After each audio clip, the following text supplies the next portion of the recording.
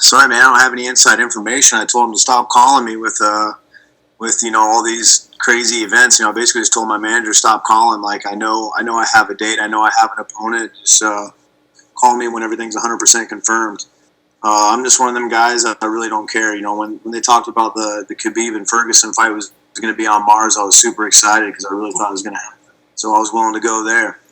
And I don't have any inside information. I'm just I'm here to do my job, show up, and give the American people entertainment. Let them know, hey, you got to take risks. You got to step outside the box. The stay at home man, he's a dead man. You got to take the risks. You got to go out there and that's why I'm loving that UFC is going out there and proving like, hey, the show goes on. You can't stop. You can't let it bring you down. You got to rise to the occasion. And we get to go out there as some of the baddest. You got some of the baddest motherfuckers on this card. Really, some of the best in the UFC to go out there and just prove to the American people that hey, we're here. The show goes on, life goes on, and you must move forward and be persistent.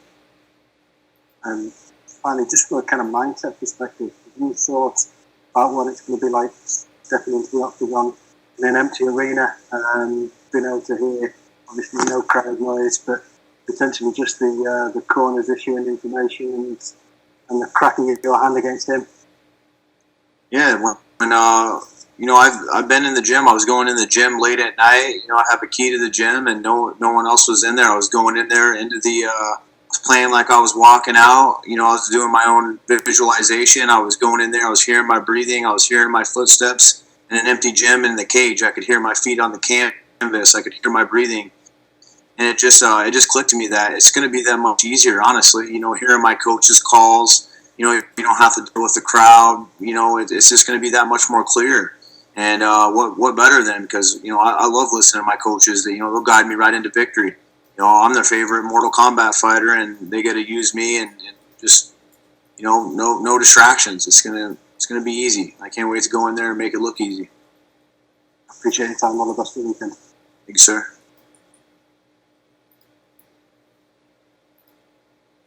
BT Sport, you're next. Caroline, you may speak.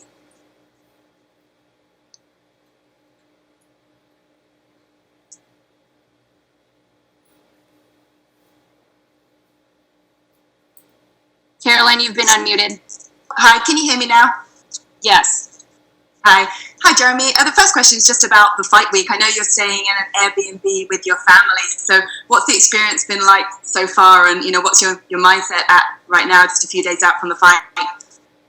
It's gorgeous here in Jacksonville. It's nice and hot. It's beautiful. It just reminds me of San Diego. Having an Airbnb just kind of reminds me like I'm at home training, and I got my training partners out here. Everything's perfect alignment. I know it's your daughter's birthday tomorrow. How are you going to plan to celebrate with her in Jacksonville? Her birthday's today. Yeah, so I gave her a call, sung her happy birthday, and my best vocals that I could try to reach. And yeah, there's gonna be nothing. I've done this before. When I fought Sam Stout, I knocked his head around and came home and celebrated her birthday. So I don't really expect anything different. Bringing home a good win and eating some good food, and she's been around the game a long time. She knows what it does, and kind of sucks that I can't be there with her, but she knows what's up. I'm around every day and involved in her life, and I just can't wait to go home and get some good food after a good win. Let's talk about your training camp. So you said you've been working with Dominic Cruz, both of you at Alliance. How beneficial has it been in this time when it's probably more difficult to train to a certain degree, having someone else that's training for such an important fight on the card? Yeah, I was training by myself for a while, and then I was over at his house doing some swim workouts when he got the call that he would be fighting Cejudo. And so then, immediately he got on board with the sprints and the program. So it wasn't just me suffering. It gets kind of dark when you're there and you're lonely and you're doing these dark trainings and getting in good shape. And when you look over and you see one of your best friends suffering and what they're going for too, it adds a little bit more of motivation, a little bit more little bit more passion into this. The fact that we're competing in some world history here and this event is that more meaningful, and it's just going to feel so great, coming out winners in this COVID and UFC 249, a special event. What's your biggest motivation going into this fight? I mean, obviously coming off the losses, but we know how experienced a fighter you are in the sport, and many of us think this could be fight of the night contender. So what's your motivation? What is it you want to showcase in this fight? I want to showcase my will to win, my heart, my raw, authentic self, my heart, my balls, my will to never give up, but just most of all, my will to win. And also, too, I feel like a lot of people are writing me off in this fight. I feel like they're all going on Kattar's side, and like, oh, it's going to be a tough fight. It's going to be a tough fight. Well, believe me, I've trained for the most vicious guy. I dreamed of this guy beating me. I dreamed of being longer than me, hit me from 10 feet away. So I trained for a monster. And anybody who knows me and has been a fan of this sport, you ever see me lost, I come back better and better, and I can't wait to go out there and just shock the world, and people are going to be saying, damn, wow, he looked great, the best he's looked. My will to win and my ever evolvingness. I'm constantly evolving, and like I said, don't be shocked when I go out there and make it look easy. And last question from me, you want to go out there and shock the world. What does that look like? What's the perfect finish for you? A knockout faster than Masvidal, putting him on the canvas, and then me fighting 3 days later. Sounds good. Thanks, Jeremy. John Morgan with MMA Junkie, you're next.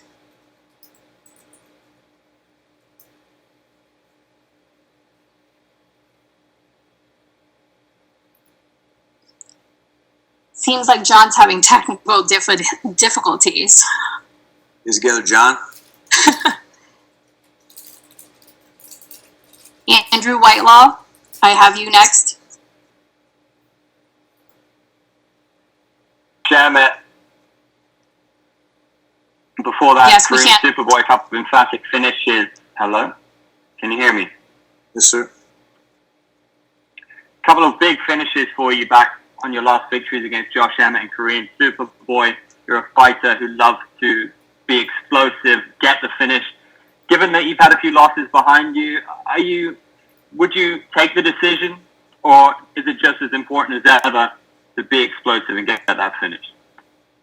I don't train for decisions. I train to finish. Come watch me train. And come watch me put in work. I don't even win decisions, honestly. You ever watch my fights? I suck at getting the decisions my way. But tell you what, man, I put people in body bags. And last time I was down here in Florida, I did put somebody in a body bag. So that's what I'm looking to do. That's how I fight. That's how I train. That's how I want to win. And that's my raw, authentic self. I'm not trying to be something that I'm not. And, these are facts. Look at the highlight tape. It's probably one of the most scariest highlight tapes on the UFC roster. So I have full intentions on just whooping Kattar's ass and putting him on my highlight reel and moving on.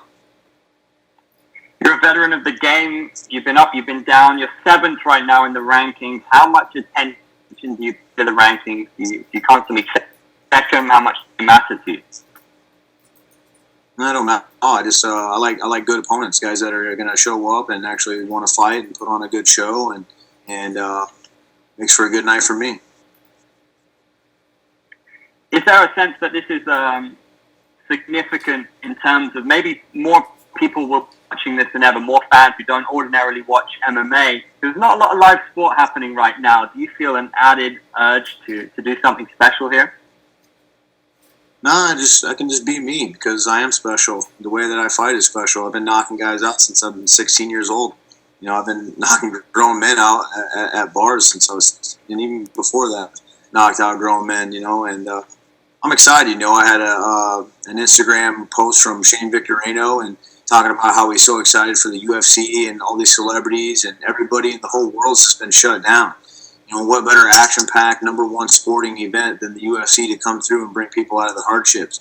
I couldn't think of a better sport. Would you really be watching basketball? Yeah, probably. But is it really that exciting? No. Is like the football or tennis that's going? No. UFC. And we got the best goddamn boss. Dana White is just fucking persistent, just an animal. He's one of us when it comes to the fighting. He has that fighting spirit. He's busted his ass to bring the American people raw entertainment. This is what they want. show goes on.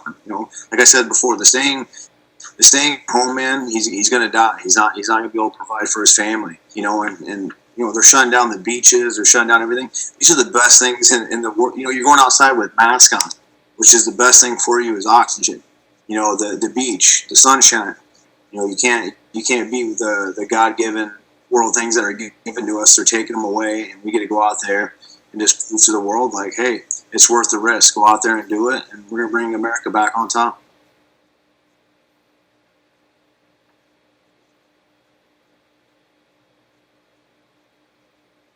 Thanks, Andrew.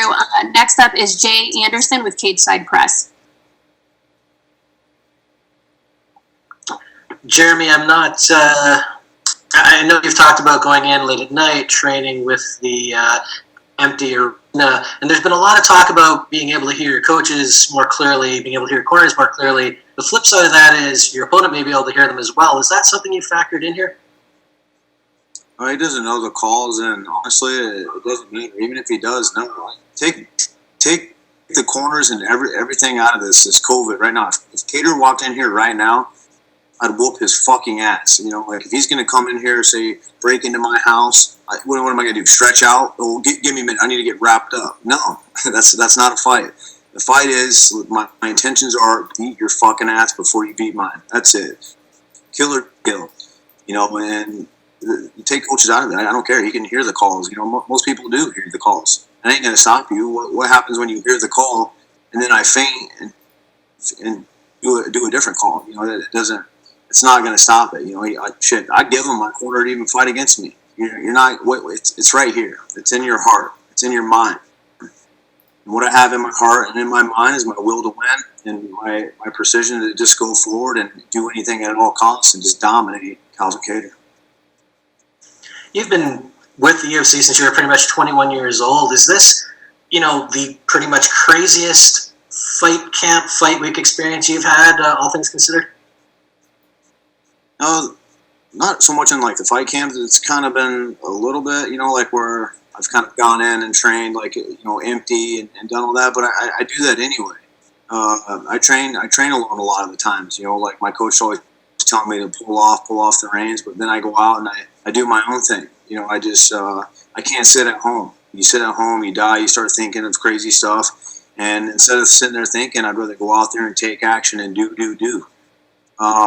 During this fight week, it's been normal at my Airbnb, but like this, with the camera in front of me and I'm on a virtual interview and getting a swab test in my nose, that's a little bit different, but it makes it for that much more exciting. I've been here so many fucking times that this is a little bit different. This is kind of like that new feeling again, and I get these new experiences, so it's kind of fun and exciting to me. And as far as I'm concerned, everybody seems happy that they're just being able to be here, do their job, and they get some entertainment. So I'm excited to be here. It's fun. It's new, and I'm blessed. I'm blessed to be here. This is I'm glad I'm on this event. Thank you. Thanks, Jeremy. Have a good day. You guys too. Thank you. Thank you.